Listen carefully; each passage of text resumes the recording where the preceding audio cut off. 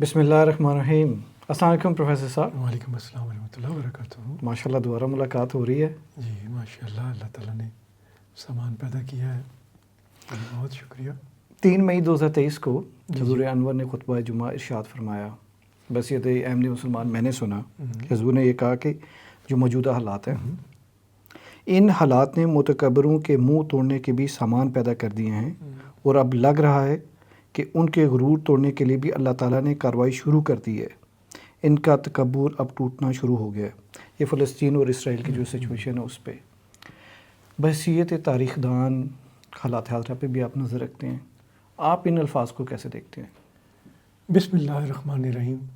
بحیثیت تاریخ کے طالب علم، یہ ایک بہت بڑی میں سمجھتا ہوں جو تکبر ٹوٹنا شروع ہوا ہے، یہ بہت بڑی ایک امید کی کرن ہے۔ مجھے یہاں مولانا روم کی ایک مثنوی سے ایک حکایت یاد آ رہی ہے۔ جی مولانا روم بیان فرماتے ہیں کہ ایک مرتبہ کوئی صرف و نحو کا عالم وہ کشتی پہ سوار ہو گیا، تو اسے بڑا غرور تھا، تکبر تھا اپنے علم پہ۔ تو اس نے ملاح سے پوچھنا شروع کیا کہ بھی آپ یہ بتائیں کہ آپ نے کوئی نحو کی کتاب پڑھی ہے؟ اس نے کہا کہ نہیں جی، میں نے تو کوئی کتاب نہیں پڑھی نحو کی۔ تو اس نے کہا کہ بڑے افسوس کی بات ہے، تم نے تو اپنی آدھی زندگی ضائع کر دی۔ تو تھوڑی دیر بعد کشتی جو ہے وہ بھنور میں پھنس گئی۔ اچھا۔ تو وہ جب بھنور میں پھنس گئی اور ہچکولے کھانے لگی، تو ملاح نے پوچھا کہ جناب آپ کو تیرنا آتا ہے؟ کہنے لگے نہیں، مجھے تو تیرنا نہیں آتا۔ انہوں نے کہا تو پھر تو آپ نے زندگی اپنی ساری تباہ کر لی۔ تو بات یہ ہے، مولانا روم اس سے یہ سبق دیتے ہیں کہ دریا میں جب آدمی، دریا کی یا سمندر کی یہ خصوصیت ہے کہ یہ مردے کو اٹھا لیتا اپنے اوپر، اور زندہ جو ہے وہ ڈوب جاتا ہے۔ تو مولانا یہ سبق دینا چاہتے ہیں کہ یہاں نحو کی ضرورت نہیں، محو ہونے کی ضرورت ہے۔ جب خدا تعالیٰ میں کوئی بندہ فنا ہو جاتا ہے، فانی فلا ہو جاتا ہے، تو وہ قدرت جو ہے، نیچر جو ہے اسے اٹھا لیتی ہے۔ جب کوئی بندہ فانی فلا ہو جاتا ہے، اللہ کی رضا کے تابع ہو جاتا ہے، تو وہ یہ سبق دینا چاہتے ہیں کہ اللہ اپنا تکبر چھوڑ دو اور خدا کی رضا کے تابع ہو جاؤ، تاکہ تمہیں پھر اس مشکل سے تمہیں باہر نکل۔ تو یہ ایک امید کی کرن، اگر جب تکبر ٹوٹنا شروع ہو گیا ان کا، اگر تو یہ بہت بڑی امید کی کرن ہے، کیونکہ سب سے بڑی رکاوٹ ہی جو بندے کا تکبر ہے کہ میری سپیریورٹی ہے، میں بالا ہوں، دوسرے میرے رائٹ زیادہ ہیں، تو اور دوسرے کو کیا حق پہنچتا ہے جی۔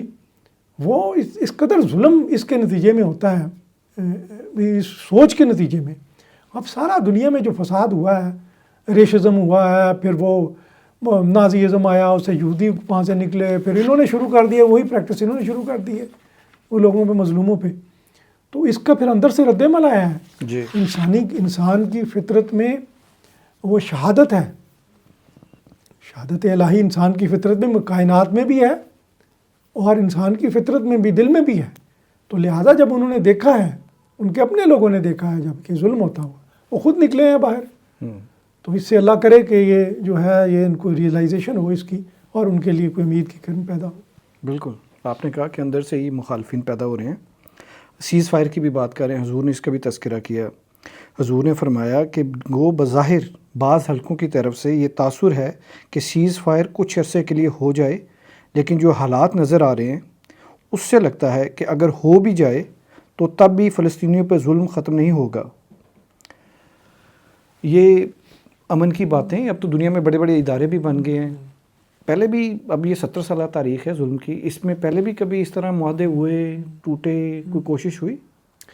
دیکھیں میں کیا بتاؤں، یہ جو ظلم اور زیادتی کا یہ جو داستان ہے، جی، کہاں تک سنو گے، کہاں تک سناؤں؟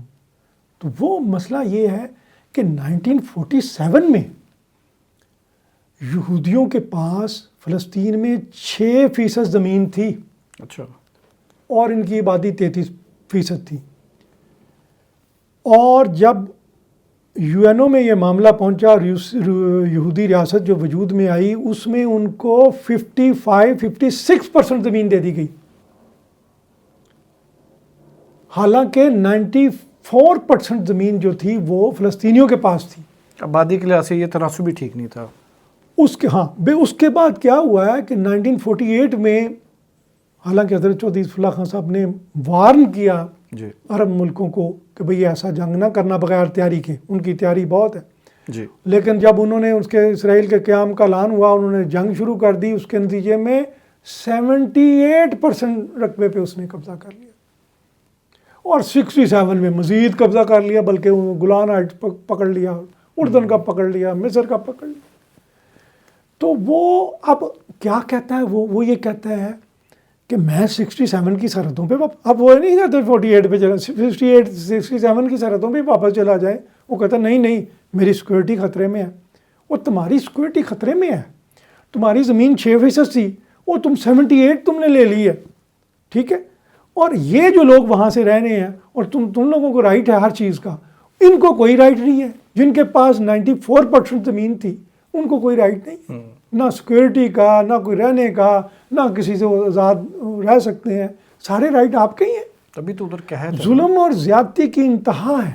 اور مسلسل اوسلو کارڈ ہوا، دیکھیں اوسلو کارڈ کرنے والا جو تھا پرائم منسٹر یہ یہودی رابن تھا، وہ اسے ایک دہشت گرد حملے میں ایک انتہا پسند یہودی نے ہلاک کیا ہے. یعنی اندر بھی بڑی انتہا پسندی ہے. اور یہ بلکہ راس رابن ایک ہے، اس نے بارک اوباما کے ساتھ کام کیا، ایکسپرٹ ہے ان معاملات میں. کہتا 30 سال میں نے کام کیا. کہتا میں 30 سال سے کام کر رہا ہوں یہ فلسطین اور اسرائیل کے مسئلے پہ. کہتا ہے کہیں دیکھیں آپ کبھی لو، کبھی امید کی کرن جاگ جاتی ہے، کبھی ہو جاتی. 2000 میں اس نے بتایا معاہدے کے قریب تھے تو میں نے اسے کہا اس کے اسرائیل کے پرائم منسٹر سے کہ ان کی وہ جو اسٹیٹ کا حق ہے مان لیں، ان کو 2 اسٹیٹ سولوشن جو ہے ان کی آپ تسلیم کر لیں. کہنے لگا نہیں، اگر مان لیا تو پھر تو یہ جب اگر ہم نے مان لیا ٹھیک ہے وہ ریاست وجود میں آ گئی ہے تو ہمیں وہ کہیں گے 67 کی سرحدوں پہ چلے جاؤ، اور پھر ہمیں 67 کی سرحدوں پہ اگر جائیں گے تو ہماری سیکورٹی خطرے میں آ جائے گی. یعنی ہماری سیکورٹی بڑی عزیز ہے، دیکھیں لیکن ان کا رائٹ نہیں ہے. مطلب ہے کہ دفاع کا حق تو ہر ایک کو ہے، ان کو بھی ہے. تو اگر وہ کہہ رہے ہیں کہ ان کو خطرہ ہے اور آج کل حماس سے بھی ان کو خطرہ تھا، دفاع کا حق صرف انہی کو ہے، دوسروں کو نہیں ہے. 47 میں جن کے پاس 94% زمین ہے اور یو این او نے غلطی سے مطلب ظلم کر کے دے دی ہے ان کو 55-56% زمین، اور ان لوگوں کا کوئی رائٹ نہیں ہے. ان کے بھی تو کوئی رائٹ ہونے چاہیے. وہ مجھے اس کی یاد آتی ہے ٹائنبی کی بات. انہوں نے کہا کہ عجیب و غریب دنیا ترقی کر گئی ہے لیکن ہر چیز پہ قابو پا لیا ہے، لیکن بعض اوقات کبھی ایسا قحط پڑتا ہے جس کی مثال نہیں ملتی.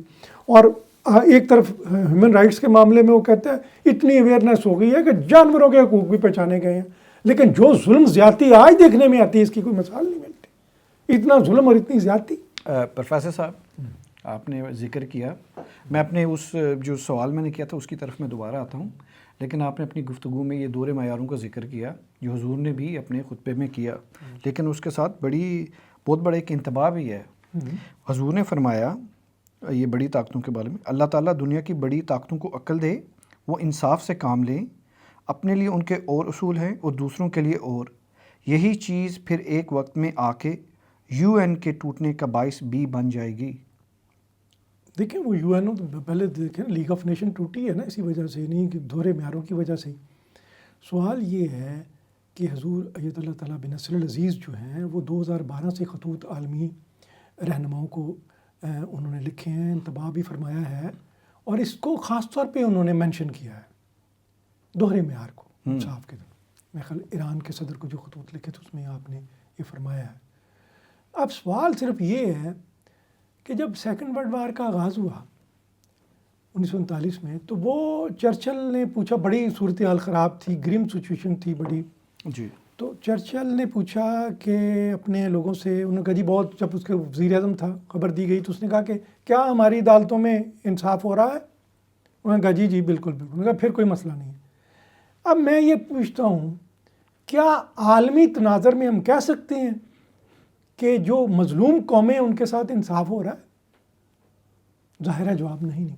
اب جب انصاف نہیں ہو رہا تو پھر وہ ادارہ جو انصاف نہیں کرتا وہ قائم رہے گا؟ ظلم اور ناانصافی تو نہیں چل سکتی نا. ویٹو کی پاور کفر کی بنیاد پہ سلطنتیں قائم رہ سکتی ہیں، ظلم کی بنیاد پہ نہیں ہے. تو جو ادارے انصاف نہیں قائم کریں گے ان کی کیا اہمیت رہ جائے گی؟ لیکن وہ کہتے ہیں نا جی دنیا انصاف قائم ہے، اسی لیے تو پوری دنیا ان کا کیا کہتے ہیں، انصاف قائم نہیں ہے، توازن انہوں نے قائم کیا ہوا ہے، لیکن اس میں ایک بڑا زوردار پوٹینشل ہے. بھائی چائنا ہے، وہ بھی ایک پوٹینشل ہے. ایک وہ نارتھ کوریا ہے، وہ بھی ایک پوٹینشلی خطرہ ہے، اور ان کے بھی بعض معاملات ان کے ساتھ لے کے جائیں گے. اگر آپ ایسا انصاف کا ادارہ نہیں قائم کریں گے جس کی ریپوٹیشن لوگ اعتماد کریں گے جس پہ، تو پھر آپ مستقبل میں یہ ادارہ آپ کا بھی سپورٹ نہیں کر سکے گا. اگر وہ وہاں ظلم کریں گے، وہاں اگر کوئی اٹھائیں گے تو پھر یہ ادارہ آپ کو بچا نہیں سکے گا. یہ آپ کی بھی سیکورٹی اس میں ہے کہ اس ادارے کی جو ریپوٹیشن ہے وہ اس کو بحال کریں اور ان کو انصاف کے اوپر قائم رکھیں، اور چاہے جو بھی ہو جائے. یہی حضرت مسلم رضی اللہ عنہ نے فرمایا تھا 1924 میں جب لیگ آف نیشن بننے، انہوں نے کہا اس طرح کا نہ کریں. جب اگر کوئی قوم زیادتی کرتی ہے تمام قومیں اس سے انتباہ کریں، اکٹھی ہو جائیں اس کے خلاف، لیکن اگر وہ مان جائے تو پھر اس پہ ظلم نہ کریں. لیکن انہوں نے کیا. تو اب بھی یہی بات ہے، اگر یہ ادارہ جسے آپ بنا رہے ہیں، اگر آپ سمجھتے ہیں کہ ہم دوسرے پہ ظلم کر سکتے ہیں، ہمیں رائٹ ہے، لیکن کل کو اگر آپ آئے کسی مشکل میں 2040 میں طاقت کا توازن اور یہ جو بدلے گا تو پھر کیا کریں گے آپ؟ کس کے پاس آپ جائیں گے؟ تو پھر ابھی سے اگر آپ کے نہیں سوچتے، شعور نہیں اختیار کرتے، کانشس نہیں ہوتے اور اس کی انصاف کی بات کو نہیں سنتے تو مستقبل آپ کے ساتھ نہیں دے گا، اور دنیا پھر وہی ہے کہ ایک بڑھ رہی ہے اس کی طرف، تباہی کی طرف، اور وہ جا رہی ہے، وہ بچ نہیں سکے گی پھر بغیر کسی بہت بڑے پھر بحران کے، پھر وہ اپنے راہ راست پہ نہیں آ سکے گی. صاحب میں اپنے گزشتہ سوال کی طرف دوبارہ جاتا ہوں. 70 سال میں ان کے کئی معاہدے ہوئے، اس میں آپ نے ذکر کیا یہ اوزلو اکارڈ کا، اس کے بارے میں تھوڑا بتائیں، کیونکہ میرے خیال میں وہ پہلا باقاعدہ ان کا معاہدہ تھا کہ اس میں مڈل ایسٹ میں جنگ خانہ جنگی ہو رہی ہے تو امن کی طرف جاتے ہیں، بلکہ اسے یہ بھی کہا گیا کہ یہ ہینڈ شیک آف سینچری ہے، صدی کا ہاتھ ملانا جو ہے. دیکھیں اس معاہدے سے اسرائیل کو بہت فائدہ ہوا ہے. اس کی وجہ سے اس نے وہ اپنی ڈیفنس کی بھی اندر شفٹ کیا، اس نے ترقی کی، اپنا یہ جو کمپیوٹر اور اس طرح کی چیزیں اور اس پہ انویسٹمنٹ، انڈسٹری اور اسپیس انویسٹ، اسے بہت فائدہ ہوا. لیکن جہاں تک یہ فلسطین کا تعلق ہے اسے کوئی خاص فائدہ نہیں ہوا. انہوں نے ایک توجہ مرکوز کر دی طرف کہ خطرہ کوئی نہیں ہے، معاہدہ کو بہت بڑی انہیں ریلیف ملی، لوگ بھی مطمئن ہو گئے، لوگوں نے بھی انویسٹمنٹ کی، وہ بہت آگے نکل گیا. لیکن یہاں جہاں تک عربوں کا تعلق ہے ان کو بڑی مایوسی ہوئی. نہ وہ فلسطین اتھارٹی جو تھی اس نے کوئی ایسا کام کیا، اچھا کام کیا، ایمانداری کے ساتھ کوئی اصلاح کرنے کی کوشش کی، تو اس کو تو اسرائیل کو تو بہت فائدہ ہوا. لیکن جہاں تک یہاں کا تعلق ہے، فلسطینی اتھارٹی کی کارکردگی کوئی اچھی نہیں رہی، نہ اپنے لوگوں کے لیے کہ اس نے کوئی ایسا ان کو ریلیف نہیں دی. سیکنڈ، جو ویسٹ بینک تھا اس میں یہودیوں کی بات کاری جاری رہی ہے اور انہوں نے اسے روکا نہیں ہے، تو وہ بھی اسے بھی وہ روک نہیں سکی.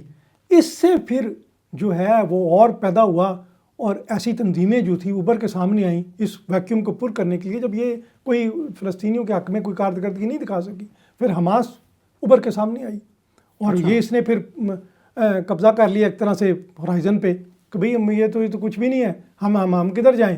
تو ان کو انتہا پسندی کے خلاف کے علاوہ کوئی چارہ نہیں رہا.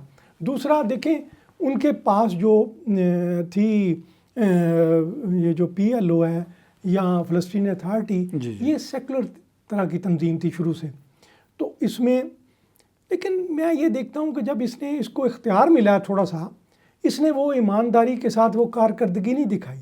اس سے بہت بڑا مسئلہ ہمارا سامنے آتا ہے کہ ویسٹرن جو ورڈ ہے ہمیں ٹیکنیک سکھا سکتی ہے، ایمانداری نہیں سکھا سکتی، وہ ہمیں اپنے ہی سیکھنا پڑے گا.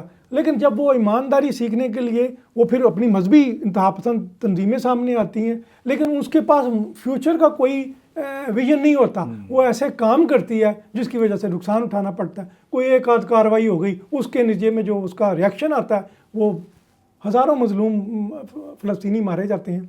تو ایک کے پاس جو ہے کوئی اسے اپنے ماضی کا نہیں پتہ، ویلیوز نہیں ہے، ایک کے پاس کوئی ویژن نہیں ہے، اور وہ عوام جو ہے ہمارے خصوصاً فلسطینی خاص طور پہ اور مسلم امہ وہ عمومی طور پہ وہ اسی مشکل میں پھنسی ہوئی ہے ہماری لیڈرشپ کے درمیان. کوئی ایک لیڈرشپ جو مذہبی لیڈرشپ ہے، اس کے پاس مستقبل کا ویژن کوئی نہیں ہے، اس کے پاس کوئی متاہر وجود نہیں ہے جو اسے گائیڈ کر سکے، اور جو ویسٹرن ایلیٹ ہے اس کے پاس ایمانداری نہیں ہے، اس کے پاس کوئی کمٹمنٹ نہیں ہے، اس کے پاس کوئی ایسی سورس آف انسپائریشن نہیں ہے کوئی ایمانداری کے ساتھ اپنا کام کر سکے. لہٰذا کوئی صورت نہیں نظر آتی کہ ان کو کس طرح وہ جذباتی کوئی ریاکشن نہیں ہوتا. ایک جذباتی ریاکشن جو ہوتا ہے وہ کوئی دیر پا نہیں ہوتا، وہ اس کی قسمت میں ناکامی ہوتی ہے ان دا اینڈ. لہٰذا اس کے کوئی بڑے مقاصد حاصل نہیں کر سکتے. یہ بڑے فکر تدبر سے کام ہے، یہ انٹرنیشنل پالیٹکس جو ہے یہ بڑے فکر سے، تدبر سے، بڑے حوصلے سے اور اسے قدم اٹھانے پڑتے ہیں. کون سا کام کس وقت مناسب ہے، کون سا کام نہیں کرنا، کس موقع پہ صلح کرنی، کس موقع پہ اڑ جانا ہے، یہ بڑا ایک ٹیکنیکل جاب ہے. مجھے لگتا ہے کہ اسرائیل یہ ٹیکنیکل جاب صحیح کر رہا ہے، لیکن مسلمانوں میں سستی ہے. وہ دیکھیں وہ باقاعدہ ایک فن ہے، ایک ٹیکنیک ہے، وہ ہم تو نہیں آ سکتی، ان لوگوں کو نہیں آ سکتی. ریاکشن جذباتی ریاکشن جو ہے وہ کوئی ایسا نہیں لے کے آتا، کوئی اس میں آپ نہیں کر سکتے جب تک وہ ایک نپی تلی چیز نہ ہو. وہ باقاعدہ علم ہے، وہ ایک چیز ہے، ٹیکنیک ہے. دیکھیں جی، آئیڈیل سچویشن یہ ہے پروفیسر صاحب کہ انصاف کے دور معیار ہوتے ہی نہ، یہ یو این بنی، یہ ویسٹ میں طاقتیں آ گئیں، اتنے ادارے بن گئے، ٹیکنالوجی آ گئی، سوشل میڈیا آ گیا، تو اس میں تو یہ ضرورت ہی نہیں ہونی چاہیے تھی کہ آپ کو کچھ مطلب ضرور علم ہونا چاہیے، لیکن انصاف ایسا پائیدار ہوتا کہ ڈیلیور ہوتا، انصاف کرنے والے ادارے ڈیلیور کرتے. دیکھیں انصاف کرنے والے ادارے ڈیلیور کرتے، وہ ڈیلیور یہی ہے نا کہ اپنی حد تک تو، اپنی قوم کی حد تک تو وہ ٹھیک ہے، اپنے لیے تو ٹھیک ہے، انصاف کرتے ہیں اپنے اندر. مسلمانوں کا تو حال یہ ہے کہ اپنے اندر بھی انصاف نہیں ہے، اپنے لوگوں کو بھی وہ نہیں انصاف فراہم کرتے، لیکن کم از کم ان قوموں میں ہے کہ اپنے اندر وہ کوشش کرتی ہیں کہ انصاف کریں. لیکن اسی کو بین الاقوامی لیول پہ شفٹ کرنا وہ ظاہر ہے اس وقت تک ممکن نہیں ہے جب یہ دنیا جو ہے اپنے خالق کی شناخت نہیں کر لیتی، پہچان نہیں کر لیتی، اس وقت تک ممکن نہیں ہے. جب تک دنیا یہ چھوٹی چھوٹی قومی حصار سے نکل کے، تہذیبی اور کلچرل حصار سے نکل کے اوپر نہیں اٹھتی، اور وہ اس وقت تک جو ہے وہ انصاف نہیں کرے گی. تو یہ ایک ضروری بات ہے. ابھی ایک اور سوال آپ کی گفتگو سے میرے ذہن میں آیا. اب دیکھیں 1948 میں فسادات ہوئے، 90 کی دہائی میں بھی ہوئے، پھر معاہدے ہوئے، پھر 2000 میں ہوئے، لیکن 2023 کے تھوڑے مختلف اس لحاظ سے میں کہوں گا کہ سوشل میڈیا آ گیا، دنیا میں جو خبر پھیلنے کا جو انداز ہے وہ چینج بھی ہوا اور تیز بھی ہوا. آپ اس کو کیسے دیکھتے ہیں کہ اس فسادات میں جو حضور نے بھی کہا کہ ان کے اندر سے لوگ پیدا ہو رہے ہیں؟ اب دیکھیں امریکہ کی یونیورسٹیز میں احتجاج ہو رہے ہیں، یو کے میں کہتے ہیں کہ جو کونسلز کے جو جنرل الیکشنز ہوئے ان کے ریزلٹس پہ ایک بڑا اثر یہ غزہ اور اسرائیل کے سچویشن کا بھی ہے. ان فسادات کو سابقہ فسادات سے آپ کیسے ڈیفرنٹ دیکھتے ہیں؟ دیکھیں بات یہ ہے کہ ان فسادات کو سابقہ فسادات سے جو ہم دیکھ رہے ہیں یہ ریاکشن ہوا ہے. آپ دیکھیں عراق کی جب وار ہوئی ہے اس وقت لاکھوں لوگ باہر نکلے ہیں، کیا، لیکن وہ روک نہیں سکی، انہیں نکلے ہیں. وہ بعد میں انہوں نے کہہ دیا جی معذرت جی ہمیں پتہ نہیں چلا تھا جی ویپن آف میس ڈسٹرکشن وہ تیار کر رہا ہے، ہم سے غلطی لگ گئی ہے. لیکن یہ جن کے ہاتھ میں کمانڈ ہے، فیصلے جنہوں نے کرنے ہیں، وہ جب تک یہ سبق نہیں سیکھتے، وہ جب تک وہ ریئلائز نہیں کرتے، اور یہی بات ہے نا کہ جب تک ان لوگوں کو کے اندر کسی یہ شعور پیدا نہیں ہوتا، انصاف کا شعور پیدا نہیں ہوتا، اور وہ ممکن نہیں ہے کہ کوئی پیچھے، جب تک آپ کے پیچھے کوئی سورس آف انسپائریشن نہ ہو، ویلیوز نہ ہو، کوئی آپ کے پاس کوئی ایسی چیز نہ ہو کہ یار میں کسی کے آگے رسپانسیبل ہوں، میں یعنی اس وقت تک آپ نہیں نکل سکتے. آپ اسی طرح فیصلہ کریں گے کہ بھئی میں اپنے دائرے میں اپنے آپ کو مرکز بنا کے اپنی قوم کو، اپنی ذات کو وہ کوئی فیصلہ کریں گے. اور ظاہر ہے جب امریکہ ہم دیکھتے ہیں، لیڈ جو دیکھتے ہیں اسے پتہ میں نے الیکشن لڑنا ہے، مجھے ضرورت ہے، اس کی پاورفل لابی ہے، مجھے کیا ضرورت پڑی. وہ ہر امریکن جب اسرائیل کا وجود بنا ہے، وجود میں آیا، اس وقت اس صدر کو یہی خیال تھا کہ میں نے اگلے الیکشن لڑنے ہیں، میں ان کے بغیر لڑ نہیں سکتا، تو اس نے اس کی پوری سپورٹ کی. تو یہ جو بات ہے، جب تک یہ بات ختم نہیں ہوتی، اور یہ ٹھیک ہے کہ یہ جو ریاکشن نیچے آنا شروع ہوا، کہ اس پہ احساس ہونا شروع ہوا ہے، لوگوں کو اس پہ ریئلائز کرنا شروع ہوا ہے، لیکن اس میں ضرورت ہے کسی یعنی بہت زیادہ اس پہ ضرورت ہے، اس کو ایک تحریک کے طور پہ سامنے آنا چاہیے، منظم طور پہ سامنے آنا چاہیے، اور ماضی کے تمام تاریخ کو سامنے رکھتے ہوئے مستقبل میں ہم نے جانا ہے. مستقبل میں صرف یہی جنگوں کے مسئلے نہیں ہیں، ایک جو ہے جو موسمیاتی تبدیلیاں پیدا ہو رہی ہیں، اس کے لیے گلوبل ویژن کی ضرورت ہے. اور ان چیزوں کو نپٹنے کے لیے مستقبل میں جو بھی مسائل ہیں، ماحولیاتی تبدیلیاں ہیں، اس کے لیے گلوبل ویژن کی ضرورت ہے. اور اس کے لیے ہمیں یہاں اس موقع پہ کچھ بہت بڑا انقلابی قدم اٹھانا پڑے گا اس موقع پہ. اور یہ جو ہے کہ تجھے کتنوں کا لہو چاہیے عرض وطن، جو تیرے عارض بے رنگ کو گلنار کریں. یعنی اتنے لوگ ادھر 34,000 بندہ جنہوں نے شہید کر دیا ہے، بچے عورتیں ان میں زیادہ ہیں. کوئی موقع تو ہوگا جس پہ موقع پہ آپ سوچنے میں مجبور ہو جائیں گے کہ ہمیں اس ورلڈ آرڈر کو چینج کرنا چاہیے. تو اس کو چینج کرنے اس سے بڑا موقع اور کوئی نہیں ہے. اس موقع پہ ان کو ریئلائز کرنا چاہیے. یہ ایکسپوز ہو رہے ہیں نا، ایکسپوز ہو رہے ہیں. یہ جو یونیورسٹیز میں انہوں نے اسٹوڈنٹس پہ تشدد بھی کیا یا ان کو روکا بھی، تو یہی دور معیار ہے جس کو حضور بھی بار بار ذکر کر رہے ہیں. اسرائیل اتنا اسٹرانگ ہے کہ وہ میڈیا بھی کنٹرول کر رہا ہے، دوسرے ممالک کے پریزیڈنٹ بھی ان کے ہاتھ میں ہے. یہ مسلمان بہت ویک ہیں کہ وہ اپنا ڈیفینس ہی نہیں کر سک رہے. 30,000 بندہ. بات یہ ہے کہ 1857 کی جب جنگ ہو رہی تھی نا ہندوستان میں، جی، اس کی رپورٹنگ کارل مارکس کر رہے تھے. انہوں نے یہ کہا کہ لکھا کہ یہ جنگ ناکام ہو جائے گی. انہوں نے کہا کہ اچھا، انہوں نے کہا یہ لڑائی ہے کیپٹل سسٹم کی فیوڈل سسٹم کے ساتھ، اور کیپٹلسٹ سسٹم جو ہے ترقی یافتہ ہے، فیوڈل سسٹم جو ہے وہ اس کے مقابلے پسماندہ ہے. اس کو شکست ہوگی. وہ شکست ہوئی ہے نا جی. اور امریکہ کی جو لڑائی ہوئی ہے، سول وار ہوئی ہے آپس میں، اس میں جو ساؤتھ کی اسٹیٹس تھیں ان کا سسٹم فیوڈل تھا، یعنی وہ ٹائڈ اپ تھا سلیو اکانومی سے، یعنی وہ سلیو رکھے ہوئے. جی جی. یہ جو تھا انڈسٹریل ریاستیں جو تھی، ابراہیم لنکن جن کی قیادت کر رہا تھا، یہ ترقی یافتہ تھا تھوڑا سا، ان کو شکست ہوئی. جب تک سسٹم مسلمان نہیں بناتے بہتر، سسٹم میں نہیں آتے. دیکھیں عذاب دو قسم کے ہوتے ہیں. ایک دینی عذاب ہوتا ہے جو شرارتوں کی وجہ سے آتا ہے، اللہ تعالیٰ کے احکامات کو چیلنج کرنے کے نتیجے میں آتا ہے، اللہ تعالیٰ کی کسی فرستادے کو پر کے خلاف عمل کرنے پہ آتا ہے.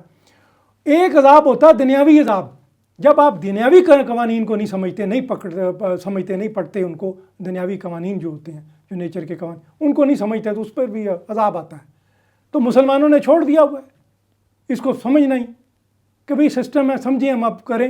لیکن وہ اب یہ ایک آدمی ہوتا ہے، مولوی صاحب تقریر کرتے ہیں، تکبر کی بات ہو رہی تھی، جی جی، تو مولوی صاحب تقریر کرتے ہیں اور کہتے ہیں، وہ خوشخبری دیتے ہیں، حدیث پر بیان کرتے ہیں کہ بھئی سارے قیامت والے دن سارے لوگ بخشے جائیں گے، سارے گناہ گار بخشے جائیں گے، یا فلاں بھی بخشا جائے گا، فلاں بھی بخشا جائے گا. پھر ایک دم آنکھوں میں آنسو بھر کے کہتے ہیں سوائے جس کی شلوار ٹخنوں سے نیچے ہوگی. اب یہ ہے کہ وہ بندہ جلدی سے جو چوری کرتا ہے، ٹیکس چوری کرتا ہے، فراڈ کرتا ہے، کوئی اور کام کرتا ہے، وہ جلدی سے اپنی شلوار اونچی کر لیتا ہے. اچھا اب سوال یہ ہے کہ وہ ادھر تو حدیث میں تو تکبر کی وجہ سے شلوار، اب جو متکبر آدمی ہے اپنے آپ کو اہمیت دیتا ہے، اس کی وجہ سے تو فساد پیدا ہوتا ہے. اور مطلب تو یہ حدیث کا تھا کہ کوئی جب تک کو اپنے تکبر کو، اپنی انا کو نہیں چھوڑتا، وہ نہیں جا سکتا جنت میں. تو مسئلہ تو اس نے جب لوگوں نے بتایا کہ جب صرف ٹخنوں پہ شلوار اونچی کرنا ہی پڑا ہے، وہ کر کے چل پڑتے ہیں. وہ مسلمانوں نے جب سیکھا ہی کچھ نہیں اپنے مذہب سے، ان کو تو صرف وہ مل گیا لا یبقى من الاسلام الا اسمہ، لا یبقل من القرآن الا رسمہ، ان کے پاس اسم رہ گئے یا رسم رہ رسم گئی رہ ہے، گئی ہے۔ اور جو وہ رہی نہیں ان کے پاس، نہ اس کی روح رہی ہے، تو وہ پھر کیا کریں گے؟ تو مسلمانوں کا حال تو یہی ہوگا نا پھر۔ یہ بڑی اچھی بات کی آپ نے، اور شاید دیکھیں یہ وقت بھی تو آنا تھا نا کہ رسم بھی بنے گی اور اسم بھی رہ جائے گا، اسی وقت تو امام نے آنا تھا، امام مہدی نے آنا تھا، خلافت کا سلسلہ سسٹم آپ کہہ رہے ہیں لیکن یہ اس سے دور ہے، اور وہ سسٹم ہے جماعت احمدیہ کا قیام کردہ خلافت کا۔ مجھے یہ بتائیں کہ ایک احمدی نوجوان ان حالات میں کیا کر سکتا ہے؟ وہ دیکھ رہے ہیں، ہم دیکھ رہے ہیں فلسطین میں ہو رہا ہے، ہم یہ بھی دیکھ رہے ہیں کہ حضور کریں، دعائیں کریں۔ تو پروفیسر صاحب آپ نے اپنی بات میں ایک نقطہ بیان کیا کہ دیکھیں سوشل میڈیا کی وجہ سے چیزیں سامنے آ رہی ہیں، لوگ دیکھ رہے ہیں کہ 30-35 ہزار بندہ جس میں بچے اور عورتیں ہیں ظلم میں قتل ہو رہے ہیں، جان گنوا رہے ہیں، قحط پڑ رہے ہیں، ہر کوئی اپنے اپنے رنگ میں اپنی جو ان کے معیار ہیں، جو تعلیمات ہیں اس کے رد عمل میں کوئی احتجاج کر رہا ہے، کوئی جیسے بھی اپنی رائے کا اظہار کر رہا ہے۔ اس میں ایک احمدی نوجوان کی حیثیت سے یا بحیثیت احمدی میں کیا کر سکتا ہوں جب یہ میں ظلم دیکھتے ہیں فلسطین میں ہو رہا ہے؟ میں کیا کر سکتا ہوں؟ دیکھیں بات یہ ہے، دنیا کا مستقبل جو ہے وہ ڈپینڈ اس بات پہ کرتا ہے، انحصار اس کا اس بات پہ ہے کہ دنیا اپنے حقیقی مالک کو، حقیقی خدا کو شناخت کرے، پہچان لے۔ جی، اس کے بغیر ممکن نہیں ہے۔ اب یہ ہے کہ وہ کہتے ہیں اب کیسے پہچان لیں؟ اگر پہچان نہیں رہی تو پھر کیسے ہو سکتا ہے؟ کیسے ہو سکتا ہے؟ جی، تو وہ کہتے ہیں کہ بابا غلام فرید جو چاچڑا شریف والے تھے، وہ گزرتے تھے ایک جگہ، ایک وہاں کوئی مجذوب تھا، وہ پوچھتا رہتا تھا، ہر وقت پوچھتا تھا سائیں عید کدن؟ تو وہ ہر کسی پہ لوگ ہنستے۔ ایک دن بابا فرید وہاں سے گزرے، غلام فرید وہاں سے گزرے، تو اس نے پوچھا سائیں عید کدن؟ تو انہوں نے جواب دیا یار ملسی جڈن۔ تو پھر اس مجذوب نے روتے ہوئے پوچھا یار ملسی کدن؟ انہوں نے آگے سے کہا کہ میں مرسی جدن، یعنی ایگو ختم ہو گئی ہے، نا تکبر ختم ہوا، بالکل۔ تو پھر اس نے پوچھا میں مرسی کدن؟ تو بابا فرید نے جواب دیا یار تقسی جدن۔ تو ہم کیا کر سکتے ہیں؟ ہم دعا کر سکتے ہیں، جیسے حضور نے فرمایا، حضور اللہ تعالیٰ بن نصر العزیز نے، ہم دعا کر سکتے ہیں، اس دعا کے نتیجے میں یار تک لے تو بات بن جائے گی۔ تو غیر ممکن کو ممکن میں بدل دیتی ہے دعا۔ اے میرے فلسفی حضور دعا دیکھو تو۔ بہت خوب، آپ نے ساری گفتگو کا خلاصہ کر دیا کہ تکبر بھی ٹوٹے گا اللہ تعالیٰ سے جب رابطہ ہوگا۔ اللہ کرے کہ یہ دنیا اللہ تعالیٰ کے حضور جھکے عافیت کے حصے سار میں آئے اور امن کو پالے۔ آمین۔ پروفیسر صاحب بہت شکریہ آپ کا۔ جزاک اللہ حسن الجزا۔ ڈاکٹر صاحب۔